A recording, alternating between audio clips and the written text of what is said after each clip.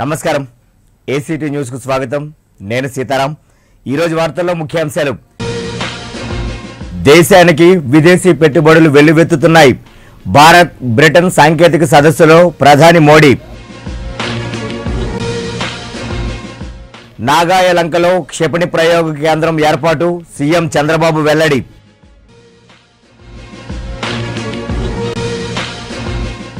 Bauxite తవ్వకాల యోచనను ప్రభుత్వం విరమించుకోవాలి CPM నేత రాఘవులు డిమాండ్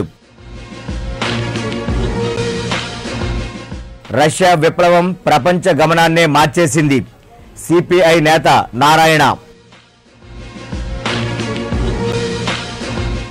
పట్టభద్రుల ఓటరు నమోదులో బీజేపీ టీడీపీలు అక్రమాలకు పాల్పడుతున్నాయి ఎమ్మెల్సీ శర్మ ధ్వజం ఇక వార్తల్లోని వివరాలకు వెళ్దాం శాస్త్ర సాంకేతిక రంగాల్లో భారత్ బ్రిటన్లు పరస్పరం సహకరించుకుంటున్నాయని ప్రధానమంత్రి నరేంద్ర మోడీ పేర్కొన్నారు ఢిల్లీలో నిర్వహించిన భారత్ బ్రిటన్ సాంకేతిక సదస్సులో నరేంద్ర మోడీతో పాటు బ్రిటన్ ప్రధానమంత్రి థెరిసా మే పాల్గొన్నారు ఈ సందర్భంగా మోడీ మాట్లాడుతూ శరవేగంగా అభివృద్ధి చెందుతున్న భారత్లో విదేశీ పెట్టుబడులు వెల్లువెత్తుతున్నాయని అన్నారు యూరప్ వెలుపల ద్వైపాక్షిక చర్చలకు భారత్ను ఎంచుకోవడం గొప్ప విషయంగా పేర్కొన్నారు ఇందుకు బ్రిటన్ ప్రధానికి కృతజ్ఞతలు తెలియజేశారు కృష్ణా జిల్లా నాగాయలంకలో 1000 కోట్ల రూపాయలతో క్షిపణి ప్రయోగ కేంద్రం ఏర్పాటు చేయనున్నట్లు ముఖ్యమంత్రి నారా చంద్రబాబు నాయుడు చెప్పారు విజయవాడలోని సిద్ధార్థ కళాశాలలో 3 రోజుల పాటు జరిగే సైన్స్ కాంగ్రెస్ ను ముఖ్యమంత్రి ప్రారంభించారు ఈ సందర్భంగా ఆయన మాట్లాడుతూ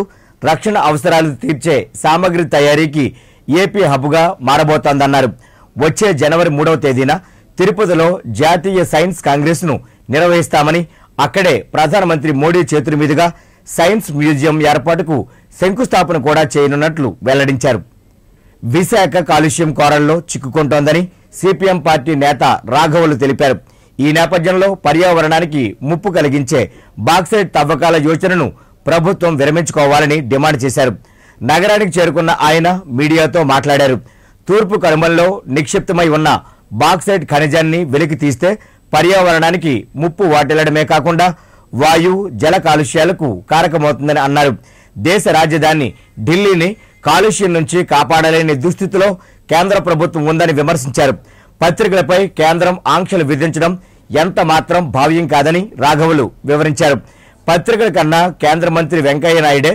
పరిధులు దాటుతున్నారని మండిపడ్డారు లక్షలాది మంది రైతులు ఈ రోడ్లలోకి పెడతా ఉన్నారు ఆ అభివృద్ధి నమూనా అవసరం లేదు ఈరోజు కొద్దిమంది కోటీశ్వరులకి విదేశీ కార్పొరేట్లకి లాభం చేసే అభివృద్ధి కాదు కావాల్సింది ఈరోజు రైతులకి ఇక్కడ నిరుద్యోగ యువకులకి పర్యావరణానికి కాలుష్య నియంత్రణకి తోడ్పడే పరిశ్రమలు మనకు కావాలి ఈరోజు అటువంటి పద్ధతిలో పరిశ్రమలు నిర్మించడానికి అవకాశం ఉంది ఆ రకంగా ఆలోచించాలి లేకపోతే ఈరోజు ప్రజల తరఫున వామపక్షాలే కాదు అన్ని పక్షాలు ఈరోజు పోరాడుతూ ఉన్నాయి ఆ పోరాటాలు ఇంకా ఉధృతం అవుతాయి అని చెప్పేసి మేము చంద్రబాబుకి చెప్పదలుచుకున్నాం ఈరోజు ఈ ఉద్యమాలు జరుగుతూ ఉంటే దాని 114వ సెక్షను 30వ సెక్షను అలాగే లాఠీ చార్జీలు అరెస్టులు వీటితో అణిచివేయాలని చెప్పేసి ప్రయత్నం చేస్తున్నారు ప్రజల యొక్క ప్రజాస్వామిక హక్కులను కాలు రాస్తే ప్రభుత్వాలకి ఉనికొండదు అందుకే ప్రజాస్వామ్య హక్కుల్ని హరించే పద్ధతిలో వ్యవహరించకూడదని చెప్పేసి మేము తెలుగుదేశం ప్రభుత్వానికి హెచ్చరిక చేస్తున్నాం ఇదే కావాలో ఈరోజు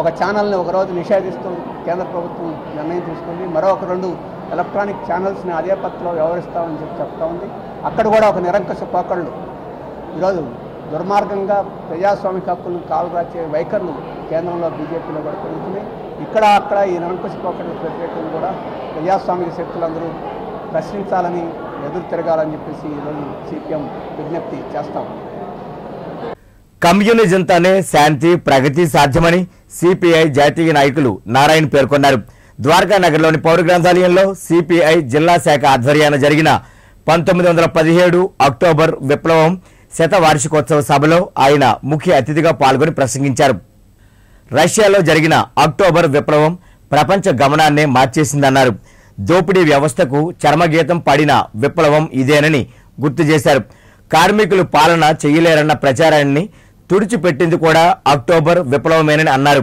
ఈ నేపథ్యంలో భవిష్యత్ తరాలు సోషలిజంపై అడుగులు వేసే రోజులు మళ్లీ వస్తున్నాయని పేర్కొన్నారు సమాజంలో పెరుగుతున్న ఆర్థిక అసమానతలను తొలగించి సంక్షోభాలను తట్టుకునే శక్తి పెట్టుబడిదారీ వ్యవస్థకు లేదని, అందువల్ల దీనిని వ్యతిరేకించాలని పిలుపునిచ్చారు.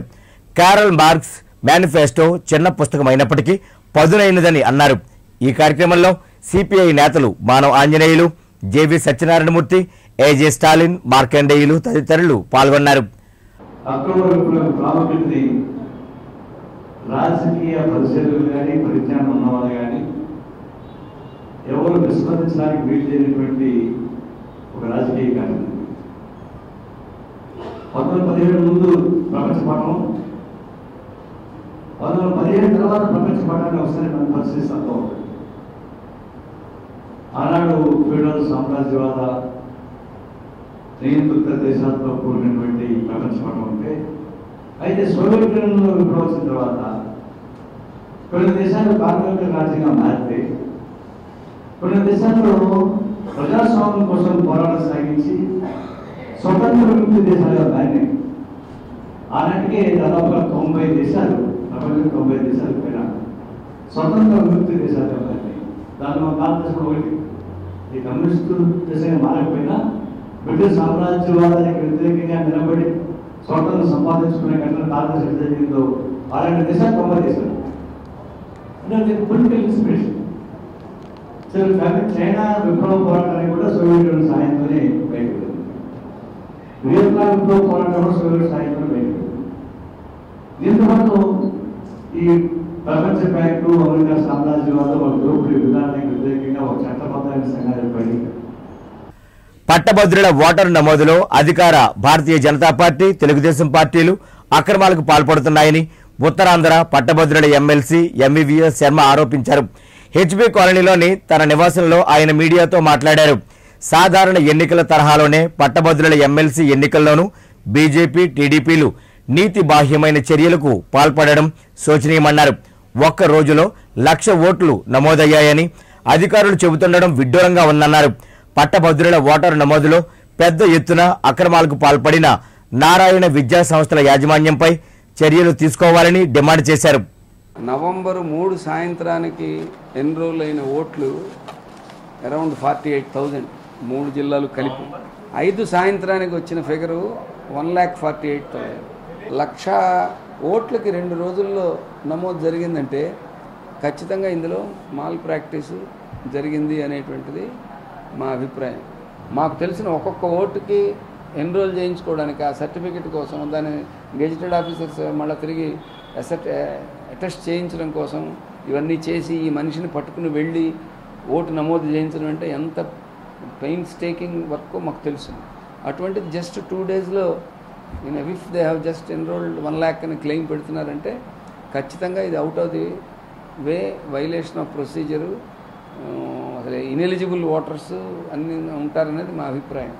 That's why we have demanded a thorough enquiry into the entire episode by the election commissioner. 2.5 ఏళ్ల టీడీపీ పాలనలో రాష్ట్రం అభివృద్ధి పథంలో పయనిస్తోందని పెందుర్తి ఎమ్మెల్యే బండారు సత్యనారాయణమూర్తి పేర్కొన్నారు. ఉత్తర నియోజకవర్గం పరిధి 12వ వార్డులో మాజీ corporator Mukka Muthyalanaidu, ward TDP అధ్యక్షురాలు ముక్కా ఈశ్వరమ్మల ఆధ్వర్యంలో జరిగిన టీడీపీ జన చైతన్య యాత్రల్లో ఆయన ముఖ్య అతిథిగా పాల్గొని మాట్లాడారు. చంద్రబాబు ప్రభుత్వ సంక్షేమ పథకాలను ప్రజలకు తెలియజేసి వారితో టీడీపీ నాయకులు, కార్యకర్తలను మమేకం చెయ్యాలన్నదే ఈ జన చైతన్య యాత్రల ముఖ్య ఉద్దేశ్యమన్నారు. చంద్రబాబు సమర్థ పాలన కారణంగానే విభజన అనర్థాల నుంచి రాష్ట్రం బయటపడుతోందని అన్నారు. అనంతరం బుల్లెట్ నడుపుతూ జన చైతన్య యాత్రను ప్రారంభించారు. డప్పు వాయిద్యాలు, పులి వేషాలు, జానపద నృత్య ప్రదర్శనల మధ్య అట్టహాసంగా సాగిన ఈ యాత్రలో టీడీపీ నాయకులు డి రామారావు, అన్నపరెడ్డి వాణి, కొల్లి ధనలక్ష్మి, ఎమంది రమణ తదితరులు పాల్గొన్నారు.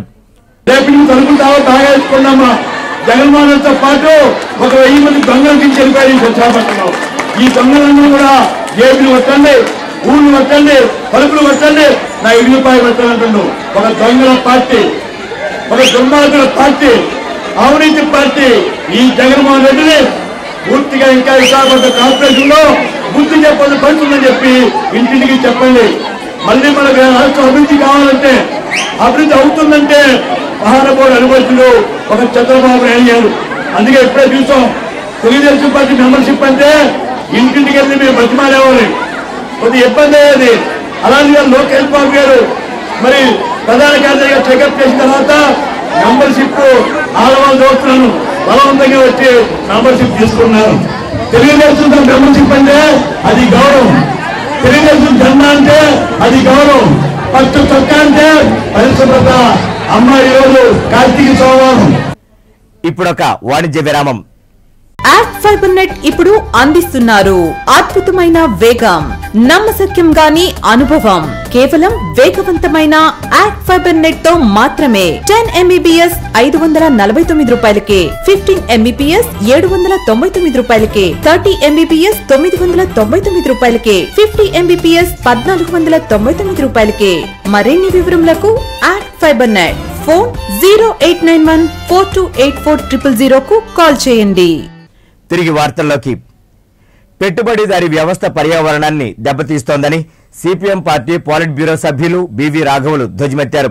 సామాజిక అంతరాలను పెంచుతున్న పెట్టుబడిదారీ వ్యవస్థను నియంత్రించేందుకు ప్రతి ఒక్కరూ కంకణం కట్టుకోవాలని ఆయన పిలుపునిచ్చారు.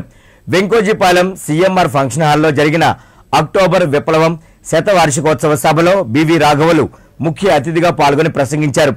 ప్రకృతిని విధ్వంసం చేసే ప్రతి చర్యను వ్యతిరేకించవలసిన కర్తవ్యం మన అందరిపైన ఉందన్నారు. కృత్రిమ అసమానతలను అంగీకరించని సోషలిజమే ప్రపంచానికి శరణ్యమని, అది ఎంతో దూరంలో లేదని అన్నారు. శాంతిని, ప్రగతిని, లౌకికవాదాన్ని కోరుకునే సోషలిజాన్ని ప్రజలు కోరుకుంటున్నారని గుర్తు చేశారు. ఈ కార్యక్రమంలో సిపిఎం పార్టీ నాయకులు సిహెచ్ నరసింగరావు, గంగారావు, పద్మనాభరాజు, రాజేశ్వరరావు, రమేష్ తదితరులు పాల్గొన్నారు. ఇక్కడ బాక్సైట్ కొండను తవ్వేసి ఇక్కడ లాభం గడించాలని చెప్తున్నాడు. ఇప్పుడు చంద్రబాబు ఏం చేస్తున్నాడు? తొండంగిలో బంగారం లాంటి పంట భూములన్నింటినీ నాశనం చేసి అక్కడ మందులు కంపెనీ పెట్టి ఇప్పుడు కోట్లు గడిస్తాడు. పక్కన తుందూరులో ఏం చేస్తున్నాడు? 3 పంటలు పండే కోనసీమ అట్లాంటి దాంట్లో ఒక చేపల ప్రాసెసింగ్ ప్లాంట్ పెట్టి అక్కడ ఉండే వ్యర్థాలన్నింటినీ, చుట్టుపక్కల భూములన్నింటినీ నాశనం చేసేసి ఆ వ్యర్థాల ద్వారా కాలువల్లో ఉండే చేపలను నాశనం చేసి రైతు కుటుంబాలు సర్వనాశనం చేసి అభివృద్ధి చేస్తానంటున్నాడు. అది పర్యావరణం కాదా? ఇక్కడ అంతకుముందు సోంపేటలో మడ భూముల్ని నాగార్జున పవర్ ప్లాంట్ వాడికి ఇచ్చి ముగ్గురిని కాల్చి చంపి సంవత్సరం పాటు ఆందోళన చేయాల్సిన పరిస్థితి వచ్చింది అది ఆగిపోవడానికి. మరి అది పర్యావరణం కాదా? అవన్నీ అపోజ్ చేస్తుంటే మీరు అభివృద్ధి నిరోధకులు, అభివృద్ధికి వ్యతిరేకులు అని చెప్పంటున్నారు. ఇక్కడ ఉపన్యాసాన్ని మీరు చేస్తున్నారు. పర్యావరణ తేనెటీగల కథలు చెప్తున్నాడు మనకి. బీసీ సాధన కోసం శాంతియుతంగా పోరాడుతామని, ఇందులో భాగంగా ఈ నెల 16వ తేదీ నుంచి కాపు సత్యాగ్రహ యాత్ర పేరుతో పాదయాత్ర చేయి తలపెట్టినట్లు జిల్లా కాపునాడు అధ్యక్షులు, కాపు జేఏసీ కన్వీనర్ తోట రాజీవ్ చెప్పారు. విజయ ప్రెస్ క్లబ్ లో ఏర్పాటు చేసిన మీడియా సమావేశంలో రాజీవ్ మాట్లాడారు. 6 రోజుల పాటు జరిగే ఈ పాదయాత్ర రావులపాలెం నుండి అంతర్వేది వరకు కొనసాగుతుందన్నారు. కాపు నేత ముద్రగడ పద్మనాభం సూచన మేరకు తమ ఉద్యమాన్ని బలపరుచుకోవడం కోసం జిల్లా, నియోజకవర్గ, మండల, వార్డు స్థాయి కమిటీలను ఏర్పాటు చేయనున్నట్లు వెల్లడించారు. బీసీ ఉద్యమాన్ని గ్రౌండ్ స్థాయి వరకు తీసుకెళ్లాలన్నదే జేఏసీ లక్ష్యంగా పేర్కొన్నారు. తుని సంఘటన దురదృష్టకరమని, ఇందులో తమకు ప్రమేయం అయితే లేదని, కొన్ని శక్తులు చెడ్డ పేరు తెచ్చుకునేందుకు చేసిన ప్రయత్నమే ఈ సంఘటనగా చెప్పుకొచ్చారు. ఈ సమావేశంలో జిల్లా ఇన్ఛార్జీలు ఇమిడి సత్యనారాయణ, సంగంశెట్టి అశోక్, తుమ్మలపల్లి రమేష్ తదితరులు పాల్గొన్నారు. కాపు బీసీ సాధన పోరాటంలో మా ఉద్యమాన్ని బలపరుచడం కోసం ఈరోజు ఈ జేఏసీ నిర్మాణం కోసం జిల్లా, నియోజకవర్గ, వార్డు స్థాయిగా కమిటీలు వేసుకునే ఏర్పాటుకి మరి జిల్లా అబ్జర్వర్ల కింద ఈ రోజున ఇమ్మడి సత్యనారాయణ గారు, సంగిశెట్టి అశోక్ గారు, తుమ్మలపల్లి రమేష్ గారు ఈరోజు ఈ నియోజకవర్గానికి వస్తడం జరిగింది. ఈ రోజు నుంచి ప్రతి నియోజకవర్గం తిరిగి ముందు నియోజకవర్గం కమిటీలు వేసి ఆ పైన వార్డు కమిటీలు వేస్తాం జరుగుతుంది. నవంబర్ 16న రావులపాలెం నుంచి అంతర్వేది వరకు 120 కిలోమీటర్లు, రోజుకి సుమారు 20 కిలోమీటర్ల దాకా నడిచేటట్టు కాపు సత్యాగ్రహ యాత్ర అని చెప్పి నవంబర్ 16న ఇది ప్రారంభం. ఆ రోజు నుంచి మా నాయకుడు, ప్రేమ నాయకుడు ముద్రగడ పద్మనాభం గారు ఈ యాత్రని మొదలు పెడుతున్నారు. జిల్లాల వారీగా వెళ్ళి ప్రతి కాన్స్టిట్యున్సీలో తిరిగి కాన్స్టిట్యున్సీలో ఉన్న నాయకులందరినీ కలిసి నియోజకవర్గ స్థాయిలో నియోజకవర్గ కమిటీలు, అలాగే మండల కమిటీలు, అలాగే గ్రామ స్థాయికి గ్రామంలో ఉన్న కమిటీలు అన్నీ వేసుకుని జిల్లా మొత్తం మీద మళ్ళీ ఒక కమిటీ వేసుకుని ఇవన్నీ కూడా నిర్మాణం చేయాలని నిర్ణయం చేశారు. జగదాంబ కూడలి ప్రహ్లాద కళ్యాణ మండపం పక్కన గల జిల్లా గ్రంథాలయ భవనాన్ని సొంత నిధులతో ప్రభుత్వమే నిర్మించాలని లోక్సత్తా పార్టీ డిమాండ్ చేసింది.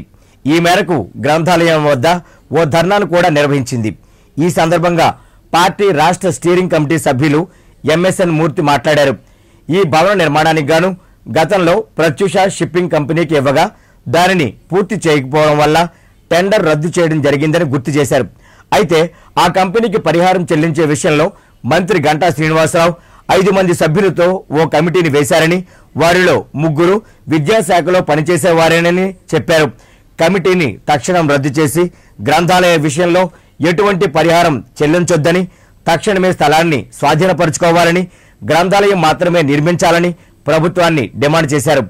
ఆ తర్వాత గంటా శ్రీనివాసరావు గారు ఆ బిల్డింగ్కి నేను చాలా ఖర్చు పెట్టాను, మరో ఆఫీస్ పెట్టాను, దానికి కాంపెన్సేషన్ ఇవ్వాలి, నాకు పరిహారం చేయాలి అని చెప్పేసి ఇప్పుడు 6 కోట్ల పరిహారం అడుగుతున్నారు.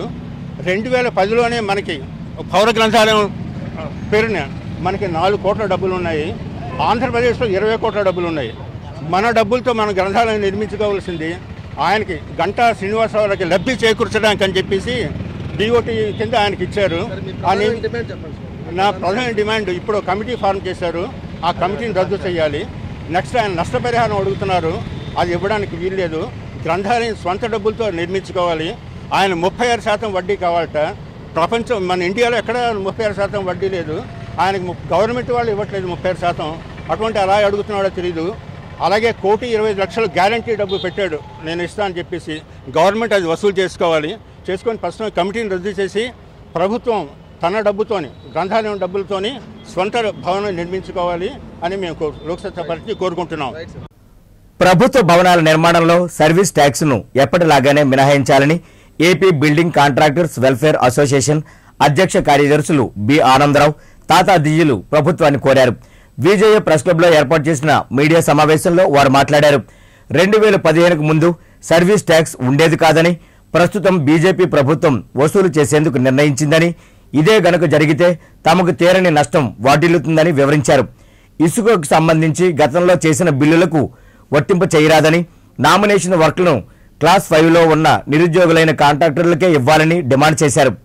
మేము గవర్నమెంట్కే వర్క్ చేస్తున్నాం కనుక గవర్నమెంట్కి ఇటు లేబర్కి వారధులుగానే ఉన్నట్టు ఉంది తప్ప మాది ఆ పరంగా మేము పనిచేస్తున్నాం.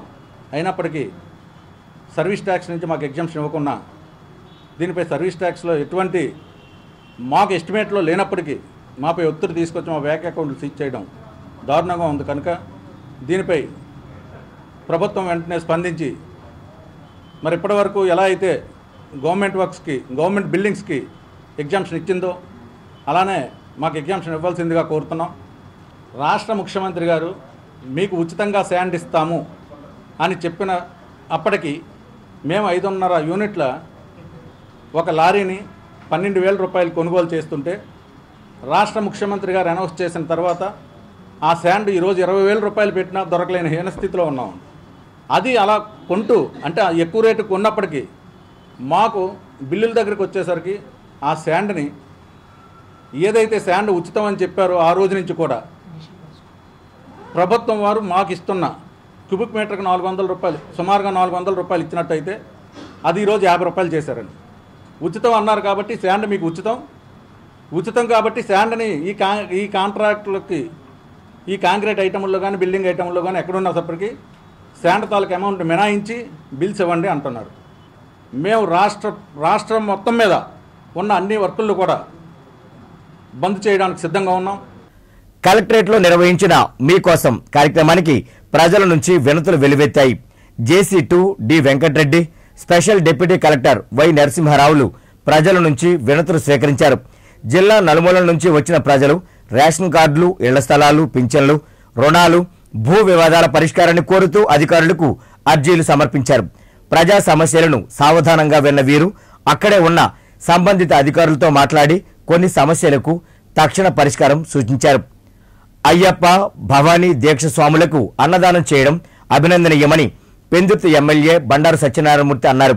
పెందుర్తి సమీపంలోని ఆనందపురం రోడ్లో నిర్మాణంలో ఉన్న అయ్యప్ప స్వామివారి దేవాలయంలో అయ్యప్ప సేవా ట్రస్ట్ చేపట్టిన అన్న సమారాధన కార్యక్రమాన్ని శాసనసభ్యులు బండారు ప్రారంభించారు.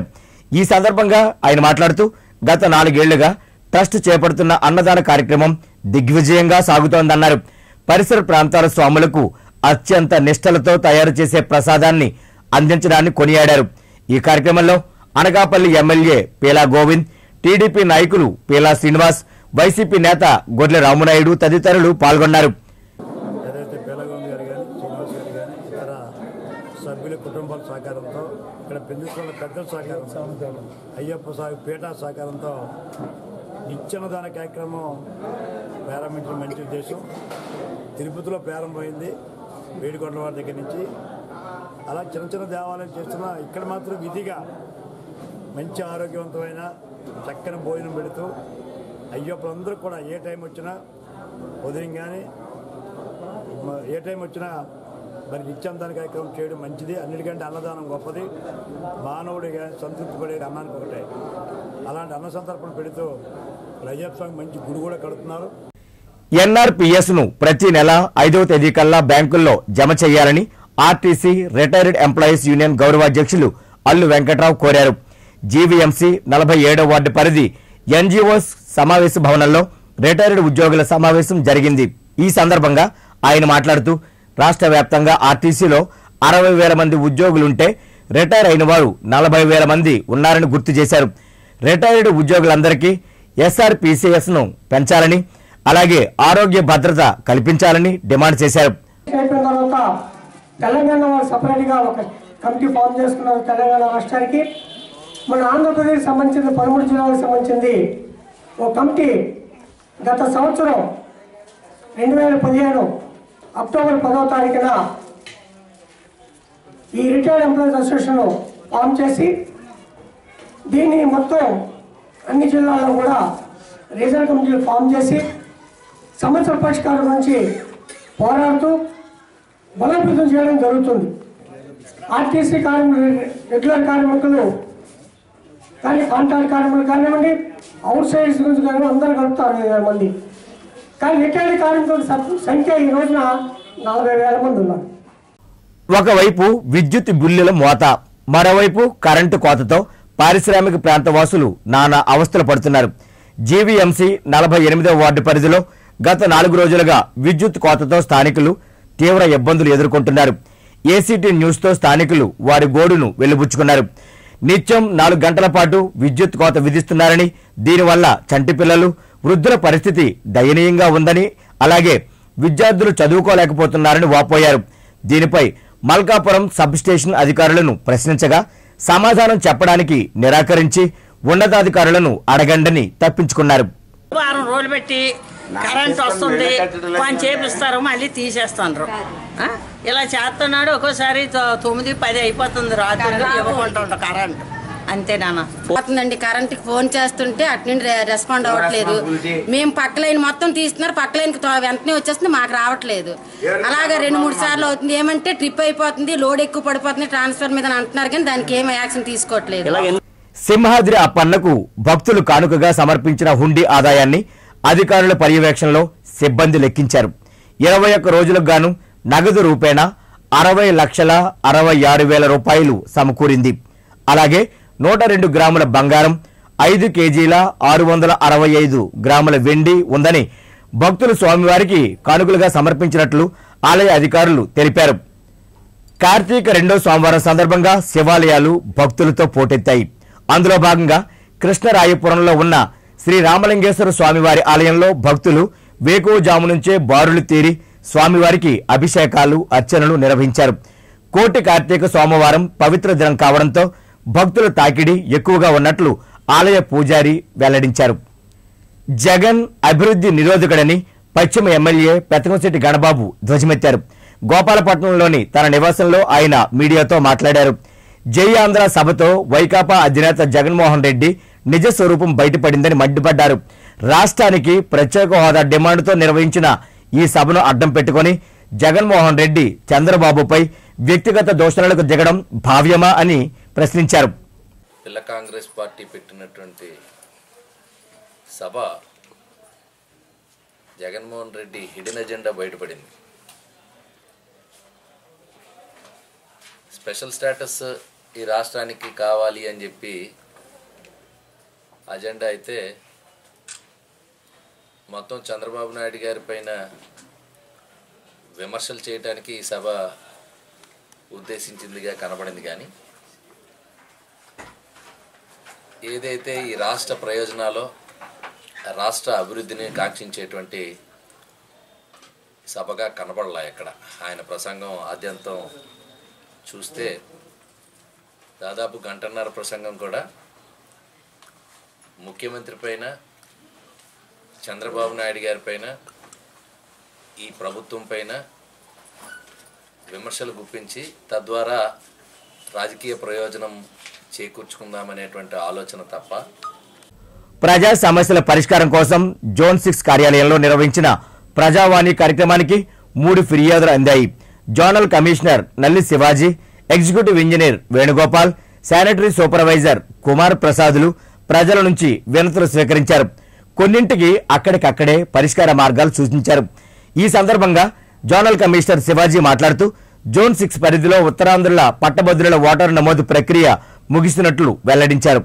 879 దరఖాస్తులు అందినట్లు కూడా ఆయన గుర్తు చేశారు. ఎలక్షన్ కమిషనర్ అప్రూవల్ తీసుకుని అట్లా చేంజెస్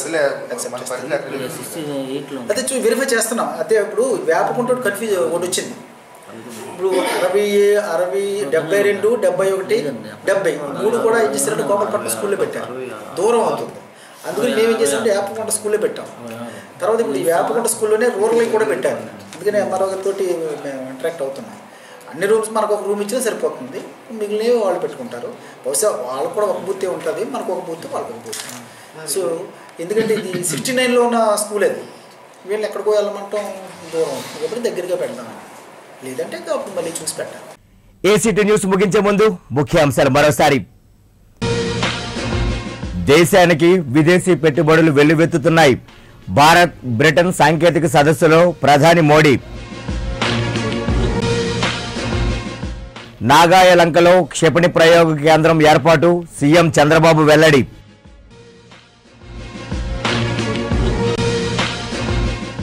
బాక్సైట్ తవ్వకాల యోచనను ప్రభుత్వం విరమించుకోవాలి, సిపిఎం నేత రాఘవులు డిమాండ్. రష్యా విప్లవం ప్రపంచ గమనాన్నే మార్చేసింది, సిపిఐ నేత నారాయణ. పట్టభద్రుల ఓటరు నమోదులో బీజేపీ టీడీపీలు అక్రమాలకు పాల్పడుతున్నాయి, ఎమ్మెల్సీ శర్మ ధ్వజం. ఈ వార్తలు ఇంతటితో సమాప్తం. నమస్కారం.